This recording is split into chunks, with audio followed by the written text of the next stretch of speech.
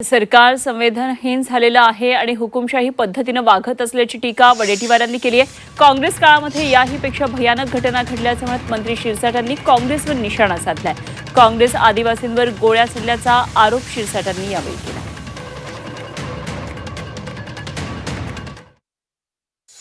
मुलांना ज्या पद्धतीनं पोलिसांनी बळाचा वापर करून दंडुकेशाहीचा वापर करून बदलून काढलं, म्हणजे खरं म्हणजे हे काय आहे, लोकशाही आहे की नाही? बरं, त्या मुलांच्या हातात शस्त्र नव्हते, मुलांच्या हातात बंदुका नव्हत्या। शांततेच्या मार्गाने आंदोलन करणाऱ्या मुलांना अमानुषपणे ठोकणं हे कुठल्या लोकशाही याच्यामध्ये बोलते? ज्यांना म्हणजे आंदोलनाचा हक्क सुद्धा हिरावण्याचं काम जर हे सरकार करत असेल तर यांना या देशामध्ये हुकुमशाही आणायची आहे, लोकशाही यांना संपवायची आहे।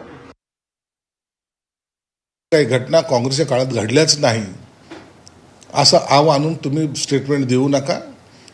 तुम्ही धुतलेल्या तांदळासारखे नाही आहेत। राजा हरिश्चंद्राच्या भूमिकेत येऊन गप्पा मारणं हे सोपं आहे, पण केलेलं मागच्या काळातल्या ज्या घटना आहेत त्या जर पाहिल्या त्याच्यापेक्षा भयानक काम तुम्ही केलेलं आहे। ही तर लाठीचार्जचं उदाहरण लोकांना देतात।